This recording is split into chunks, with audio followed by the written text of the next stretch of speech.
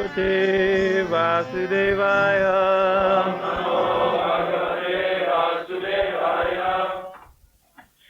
Srimad Bhagavatam, Canto 3, Chapter 21, Text 32. Translation. O great sage, I shall manifest my own plenary portion through your wife, Devahuti, along with your 9 daughters, and I shall instruct her in the system of philosophy that deals with the ultimate principles or categories. Purport. Herein the word Swamsha Kalaya indicates that the Lord would appear as the son of Devahuti and Kardama Muni as Kapila Dev, the first propounder of the Sankhya philosophy, which is mentioned here as Tattva Samhita. The Lord foretold to Kardama Muni that he would appear in his incarnation Kapila Dev and would propagate the philosophy of Sankhya. Sankhya philosophy is very well known in the world as propagated by another Kapila Dev, but that Sankhya philosophy is different from the Sankhya which was propounded by the Lord himself. There are 2 kinds of Sankhya philosophy. One is godless Sankhya philosophy, and the other is godly Sankhya philosophy. The Sankhya philosophy propagated by Kapila Dev, son of Devahuti, is godly philosophy. There are different manifestations of the Lord. He is one, but he has become many. He divides himself into 2 different expansions, one called Kala and the other Vivinamsha. Ordinary living entities are called Vivinamsha expansions, and the unlimited expansions of Vishnu Tattva, such as Vamana, Govinda, Narayan, Pradyumna, Vasudeva, and Ananta, are called Swamsha Kala. Swamsha refers to a direct expansion, and Kala denotes an expansion from the expansion of the original Lord. Baladev is an expansion of Krishna, and from Baladev the next expansion is Sankarshan. Thus, Sankarshan is Kala, but Baladev is Swamsha. There is no difference, however, among them. This is very nicely explained in the Brahma Samhita. Dipatya eva hi dashantaram abhupecha. With 1 candle, one may light a 2nd candle. With the 2nd, a 3rd, and then a 4th. And in this way, one can light up thousands of candles. And no candle is inferior to another in distributing light. Every candle has the full potential candle power, but there is still the distinction that one candle is the first, another the second, another the third, and another the fourth. Similarly, there is no difference between the immediate expansion of the Lord and his secondary expansion. The Lord's names are considered in exactly the same way. Since the Lord is absolute, his name, his form, his pastimes, his paraphernalia, and his quality all have the same potency. In the absolute world, the name Krishna is the transcendental sound representation of the Lord. There is no potential difference between his quality, name, form, etc. If we chant the name of the Lord, Hare Krishna, that has as much potency as the Lord himself. There is no potential difference between the form of the Lord whom we worship and the form of the Lord in the temple. One should not think that one is worshipping a doll or statue of the Lord, even if others consider it to be a statue. Because there is not potential difference, one gets the same result by worshipping the statue of the Lord or the Lord himself. This is the science of Krishna consciousness.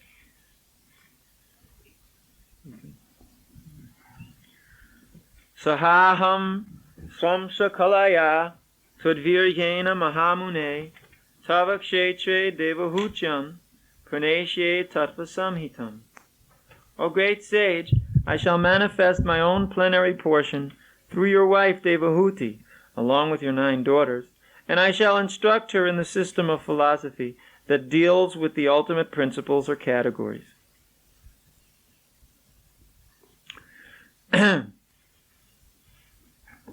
So we find, again, explanation of the different categories and types of appearances of the expansions of the Supreme Personality of Godhead. Krishna, he expands in different ways, according to his own desires.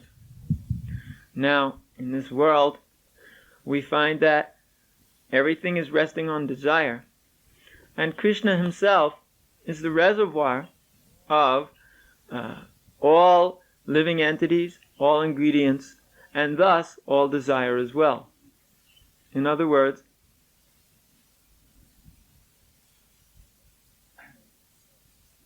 manifesting from... Is that something in the headphones? Oh, just birds. Oh, bird, okay. Birds are okay. So, the Supreme Lord, by His own desire, manifests, according to His own desire, His forms in different times and different places.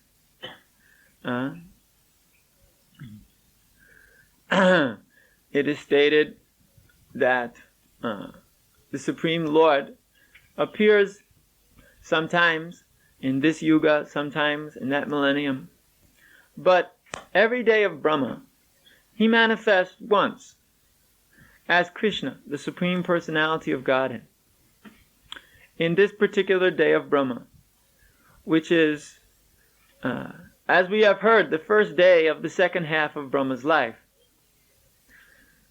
This particular day of Brahma is when Krishna appeared. He appeared in the 7th Manvantara avatar. Manvantara means Manus. Manus are those who are the instruction givers or in charge of mankind. Even we find there is in many languages the similarity to the word man or human. Some similarity is there in many languages. So, Manu, the original man, or rather, he who is in charge of men. And from him come the principles by which all men are governed. Manu Samhita and other principles. So, there are, in this day of Brahma so far, 7 Manus, beginning with Swayambhuva Manu, and ending just now with Vaivasvata Manu. In this 7th Manu, there have been 28 Yuga turnarounds. Yuga cycles have gone 28 times.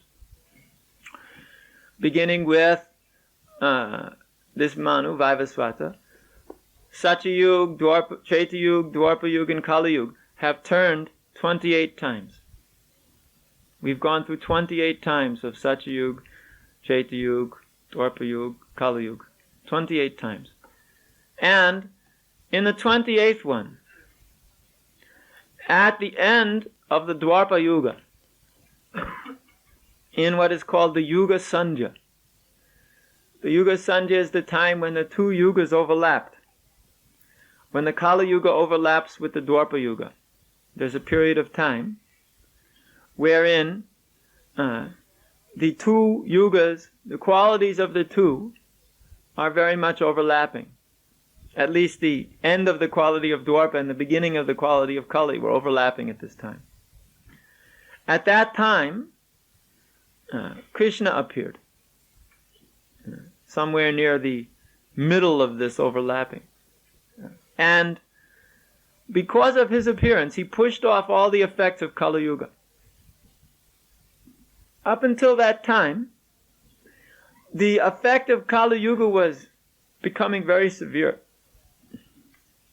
We find that the principles of religiosity, specifically those which were manifesting in the Vedic times, even previous to the time of the Pandavas, in relationship to kings, was diminishing very much. And the whole earth was actually filled with kings who were actually demons. The demons, demons and demigods, are always battling in the heavenly spheres. Demons and demigods are equal in many respects, in most respects. They are, after all, brothers. They have the same father. It's just their mother is different. Kashyapa Muni, he's the father of both the demigods and the demons. But the demons they are born of one mother. And the demigods, they are born of another mother. All the demigods are born of Aditi, and all the demons are born of Diti. So they are brothers. But one class is demoniac, and one class is devotee.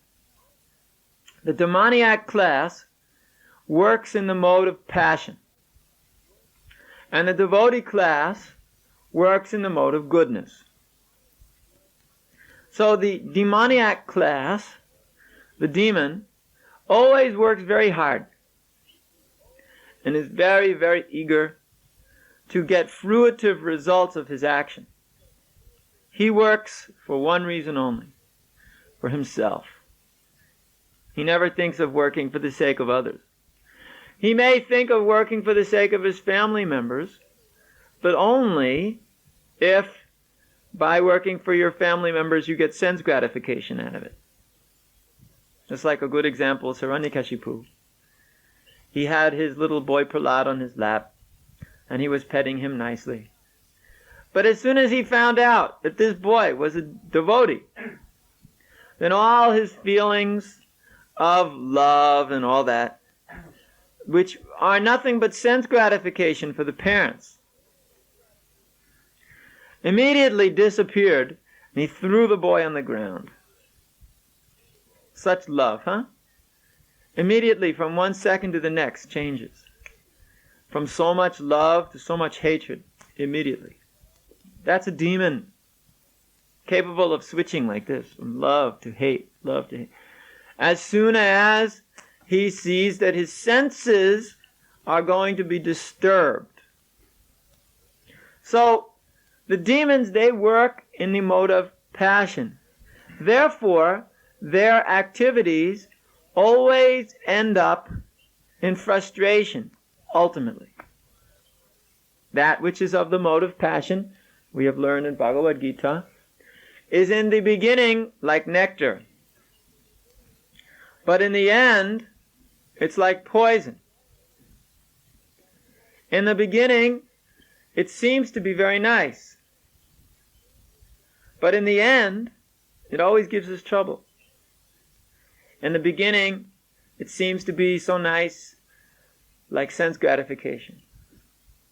Just like when people, they drink, or they smoke, or they take drugs, or they even are having illicit sex. In the beginning, it seems to be very, very nice. You're enjoying like anything. For some minutes. And then, after that, all kinds of catastrophe happen. You ruin your body, ruin your mind, ruin your life. So in the beginning it's like nectar, but after a while it becomes poison. Gives you diseases, gives you trouble. This is the nature of the mode of passion. So the demons, they work hard for getting sense gratification. But then, at the end, what happens?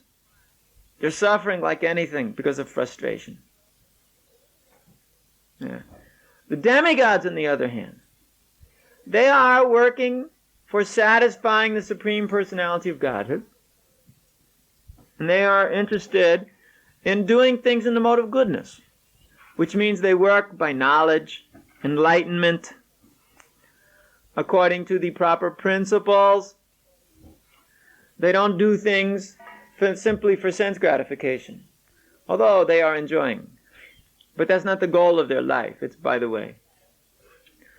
So the demigods, in the beginning, sometimes the activities in the mode of goodness may seem to be like poison. But in the end, they turn to nectar. Just like our activities in Krishna consciousness. In the beginning, it may seem difficult. Austerities, penances. Just like one of the biggest austerities of all is celibacy. Maintaining the vow of no illicit sex life. Or in the beginning stages, no sex life. In the end stages also. Only in the householder ashram is this allowed. So, this is an austerity, which in the beginning seems like poison. But in the end, it seems like nectar. Because it frees one from all of the troubles of this material world. Similarly, all our restrictions in the beginning may seem poisonous, or all our rules, rising early, may seem to be a big trouble. But after a while one understands that unless one rises early, the modes of material nature start to give him too much trouble during that day. He becomes victimized by the material energy. Just like taking shower in the morning. Who, before he was a devotee, took a shower before 4 o'clock in the morning? Who, before he was a devotee, took a shower every day? Only those who were especially qualified in the mode of goodness before they became Krishna conscious, every day in the morning would take a shower. Hardly anybody does that. Mainly, it's once a week. In some parts of the world, it's once a year.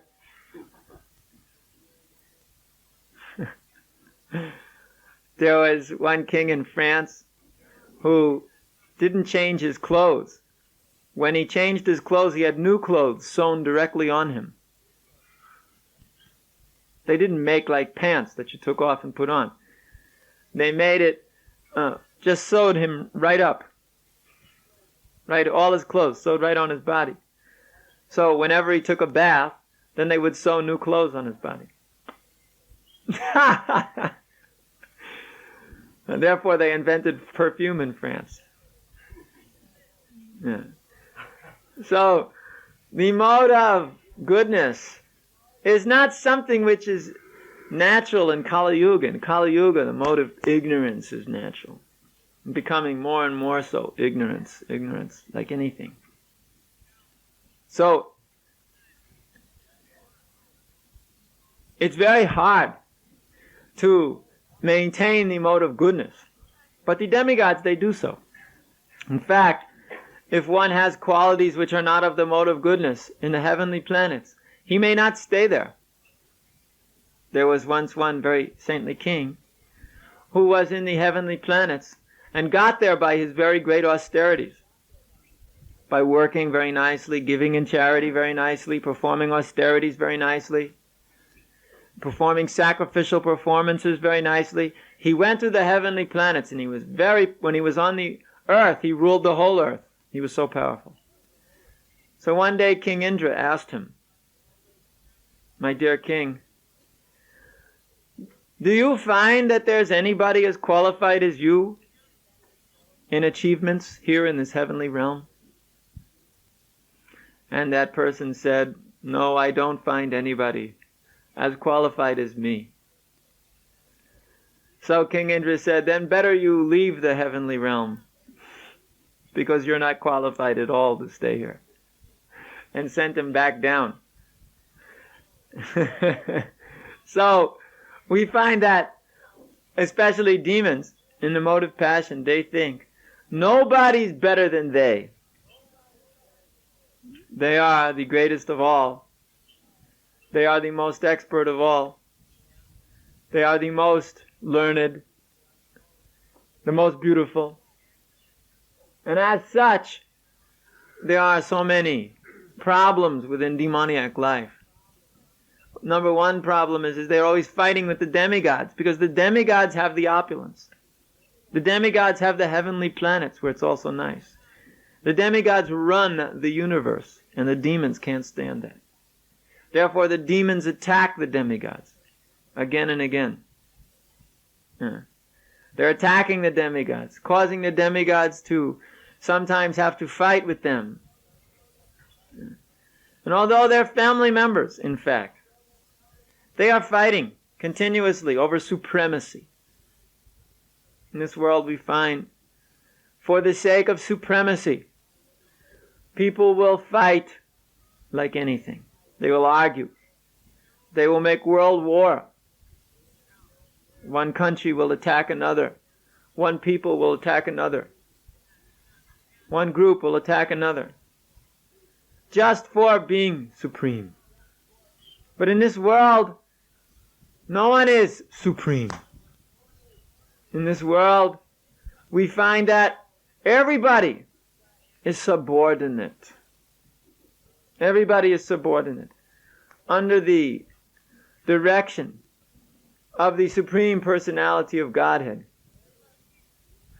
Every living entity is under the strict law of the material energy. Nobody is superior to the material energy. Daivi yesha gunamai mama maya durachaya. Daivi, the material energy, is called gunamai, my energy. Mama maya. My Maya. Maya means Krishna's energy. So, Krishna's energy is superior to everyone else's energy. And this material world is Krishna's energy. And everyone is inferior to this energy of the Lord. Everyone is inferior to the energy of the Supreme Personality of Godhead's external potency. Therefore, although we may try in various ways to take the position or the role of being superior, in fact, the material energy will humble us by showing us very clearly how inferior we are. The material energy will put us under its thumb.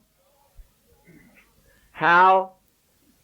Even though we have very nice arrangements in this world, excellent arrangements for eating, sleeping, mating, and defending, very scientifically prepared, but we're going to have to grow old, we're going to have to get diseased, we're going to have to die. No person can avoid this. And these things come directly under the control of the material energy of the Lord. Therefore, everybody is under the control of the Supreme Personality of Godhead. And we're all forced to become humble under the control of the Lord. Humility. Forced humility. Now, humility is a quality which is very rare in this world. Very rare. A person who's actually humble is worth his weight in gold. Of course, we find that most persons consider humility to be a necessity according to being an inferior. For instance, they expect that a servant in a house will be humble because he's inferior. Or your worker at the job will be humble because he's inferior. They think like that. They think that if you're humble, then you must be somebody's slave. They don't understand that they're also somebody's slave. They're the slave of their senses, they're the slave of their work. They're enslaved by either their wives or children or social principle or society in general. Above all, they're enslaved by the bondage of birth and death.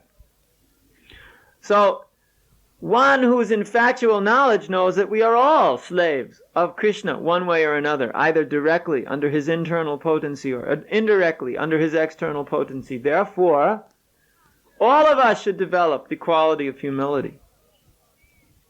But if you are in a society of those who are not humble, they take that humility to mean that you are a fool and therefore exploit you. Therefore, nobody likes to manifest humility because it's dangerous. It's bad for your health. Therefore, in our Krishna consciousness movement, we would actually like to develop some humility amongst ourselves so that we can actually practice being the servant of the servant of the servant. Actually develop humility. Actually, though, this does not mean that one's service will be diminished by his humility. Now one may be wondering what this is all about, but Prabhupada once explained it to one Sankirtan devotee who was questioning how it was possible to be a humble Vaishnava and at the same time push around the materialists to such a degree that they will buy a book even when they don't want to. So the answer given was, you should be like a lamb at home, but a lion on the chase. When you're outside, you should be a lion on the chase. Powerful, fast, searching out your target and attacking and making the capture. But at home, you should be like a lamb. Very gentle, not causing anybody any trouble. Maybe every now and then a bat. So, these two principles have to be side by side maintained. When it's time to act, then we act with determination. That does not mean if now you have to knock down a wall, you're very humbly walking up to the wall and just tapping it a little. This is not what humble means. Humble means if you are ordered, knock down the wall, you go, smash it down. Have such a circumstance or situation whereby one would be very powerfully blasting another or a group of people with his words. Yet, at times of preaching, for chastising the materialists, one may use very strong words. And then someone may say, that's not very humble. But no. If those words are repetition of that which comes from Krishna, for the sake of purifying the hearer, that is humility. After all, there are a lot better occupational duties than simply repeating the words of Krishna. From the material point of view, there are a lot better things to do. For instance, if we were to speak that you just simply have to meditate here for 20 minutes a day for 6 months and you'll become God, or just run around outside going hoo, hoo, hoo, and you'll become God, then very quickly we'll have hundreds of thousands of followers. All kinds of fools will follow and say, yes, yes, I want to be God. And we just tell them something, throw some flowers on their head and say, now you are Swami Bhogananda. Now you are Swamini Bhoganandi. Now you may enjoy together. Real renunciation means you do everything for the body. And everybody will be very, very happy. They will think, oh, this is very, very good process. So from the point of view of being a material success, you can make a lot of money and a lot of fame and have a lot of followers who'll get you a lot of Rolls Royces if you just simply tell them all kinds of garbage. But if you want to give somebody the truth, you're not going to get any of these things. You may get a Volvo. Telling the truth means you are saying something which may not be very popular. Huh? Just like you may tell people, you're not your body. You're completely in Maya, an illusion. You think you're your body, you think you're your mind, you think you're your national designation. You're a fool. Who wants to hear this? Who wants to hear all your great learned university education? A waste of time because you don't even know what you are. Who wants to hear this? Nobody. Everybody wants to hear. you are very great, very intelligent, very nice, then we feel very happy. Therefore you run risk by telling the truth, but still one must do. That is humility, because he's been ordered to tell people about Krishna consciousness, which means, obviously, that you also have to understand what is the material attachment and give it up. But there is also principle, sacham bruyat priyam bruyat. Only palatable truths should be spoken.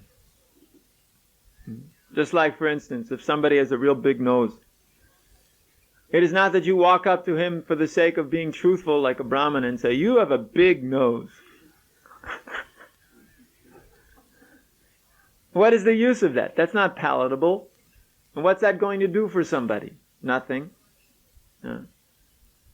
And if somebody has no brain whatsoever and you walk up to him and say, you have no brain, what is it? It's not going to help him because he has no brain. Just telling somebody you've got no brain doesn't help. You're not going to go run out the door and dig up some brain, and stick it in the head. It doesn't work like that. You've got no brain. All right. That's fact. Therefore, we might suggest in another way, if the occasion arose, that perhaps you're not meant for such intellectual activity. That's a nice way of saying you've got no brain. So, palatable truth should be spoken. Palatable means one shouldn't just blurt out something which is not going to help anybody.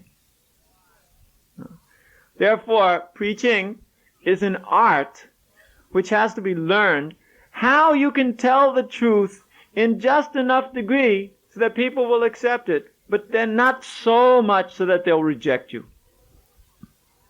We have had to learn this art, preaching in various countries of the world. We know you can go just so far, and then you tell them something. Then they go, whoop, then you back off and tell a joke. Then make another point, and get again at the same point, and zap. And then whoop, back off. This way you get it in little doses. Yeah? Just like when our dentist is doing us. He goes and drills a little on that spot and then zip, drills somewhere else. When it gets a little too much there on one spot and you're just about to go through the roof, then shoot to the other spot. Then you think this is relief. It was hurting there, but now it hurts over here. You think this is relief. The whole material world's like this. You have here on one shoulder some burden, and it starts to wear down your shoulder like anything, so boom, you put it over here and you go, oh. But then it just starts wearing down this shoulder and then moving around the burdens all the time. This is the material nature. So we find like that one has to teach others in a way in which he can accept it. We find that this is one of the biggest problems in interpersonal dealings with devotees. That they just, because devotees are straightforward and honest, they just sometimes just, BAM! Hit you in the face with honesty. And the nose is bleeding and the teeth are falling out. And sometimes it's not exactly the way to go. Sometimes better that one learns the art of being straightforward in a kind way. One can be straightforward, but one can be straightforward in a cruel way. One can be straightforward in a kind way. Sometimes we find also that if the spiritual master calls one of his disciples a stupid fool, that is bona fide.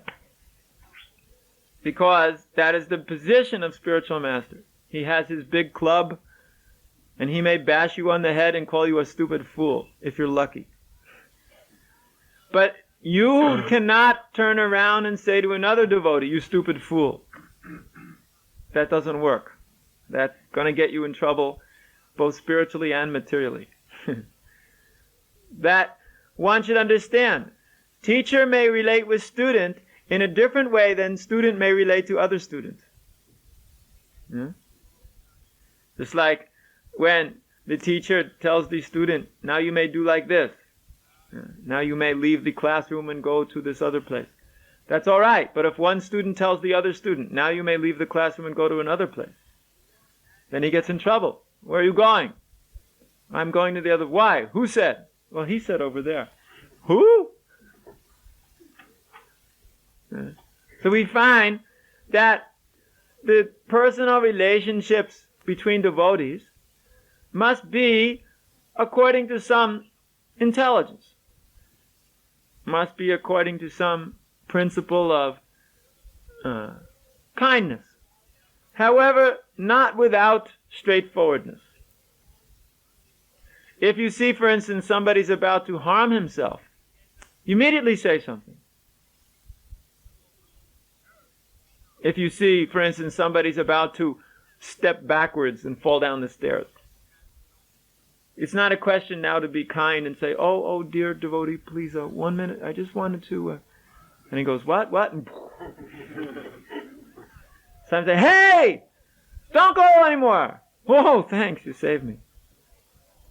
So one has to be very intelligent as a devotee. Intelligent. Intelligent means he knows, he has a heart for helping others. That's one of the main qualities of the devotee, this humbleness and a feeling in the heart he wants to help others. He wants to do something for others. Therefore, he will always be thinking like that. How to work for benefit of others. And this keeps the Krishna consciousness movement going on. If you lose the idea to work for the sake of helping others, then immediately your Krishna consciousness starts to diminish. Now, we're not talking just about some mundane welfare activities. There are plenty of people who work for the sake of others in the material world. They're known as Sudras. But we're talking here about having in the heart the desire to have one's activities help others. Just like when we are engaged in developing our Varnashram project here.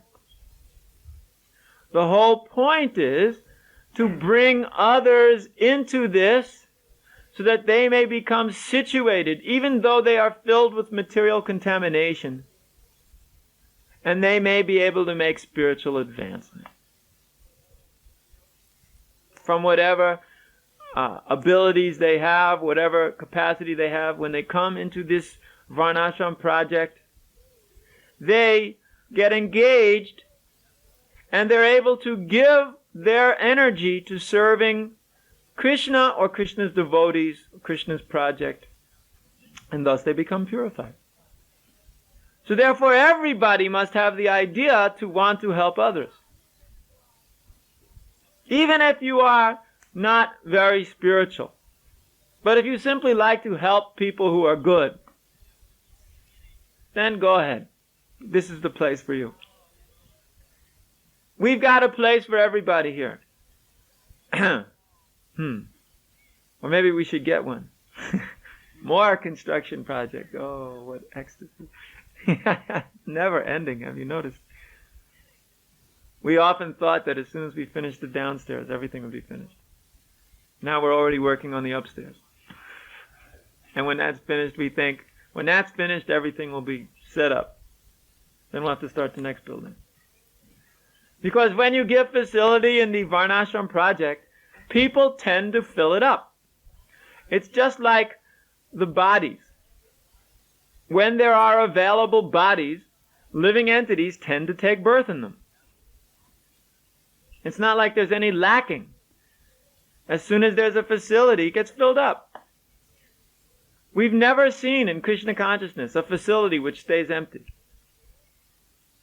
As soon as it's there, it gets filled. Amazingly. We don't know how it happens. Yeah. We've even heard there's an art here in Almviks of room watching, it's called. As soon as someone moves out of a room, You have to be ready with all your things and zoom in quick, otherwise somebody else will move in. We've heard this as an art here. So, we can understand from this that people are wanting to take their rebirth within a varnashram community. Because actually, in fact, it is the perfection of existence. Therefore, our whole business should be to always be thinking how to develop these varnashram communities. Yeah. How to allow people with all different inclinations and abilities to utilize these in Krishna's service. There's nobody we can't use in Krishna's service. Except maybe butchers, thieves. Or maybe you can even use a thief in Krishna's service. When they built the Sri Rangam temple, there was one very powerful personality there who gathered around him because he was the biggest thief. It wasn't Ramanujacharya, we have found out. He did not do that. It was some other very great devotee, but who himself was a big thief. In fact, he was the most feared in the whole country. And he was really disgusted that people wouldn't give donation to him to build this temple for the Lord. So he just started going around and threatening the big rich men with his little army of men that said, if you didn't give me money for this temple, I'm going to just cause you all kinds of trouble and steal everything away anyway. So they figured better to give him in charity, because if he steals, he'll take more than what I would give him in charity. So they were giving him in charity. One king wanted to stop him. He couldn't. But when he found out that we don't want any thieves stealing for Krishna, forget it. But we just gave that as an extreme example of it's 1,000 years ago. Yeah. One example in 1,000 years. Okay, forget it. But such extreme examples are there to show that when one is sincere and has a good heart, yes, even such things may be possible once in 1,000 years. That doesn't mean now we're 1,000 years, once every 2,000 years, okay? So now, we should understand, though, that the whole purposes of our existence is that we should use it to serve Krishna somehow or another and help others with whatever abilities, whatever capacities we have. Just do it for Krishna. This is our whole goal. And bring others. Maybe they can give only so much to Krishna. But if we help them use that, that's very nice. Then they will become purified. So, we request that everybody please be engaged in Krishna's service very nicely. Go on this way, being inspired in the devotional service of the Lord. And everything will go on very nicely. And Krishna consciousness will expand very much. So, we leave you with that. Not to take too much time today. And for our Polish Yatra, and Polish Yatra only, and not one other person, we may have some special program here in the temple at, let us say, 7:30 to 8:30, or 7, let's say 7, we may start here, so that we don't take away too much time from the working day. Seeing that we have to finish everything fast. Hare Krishna.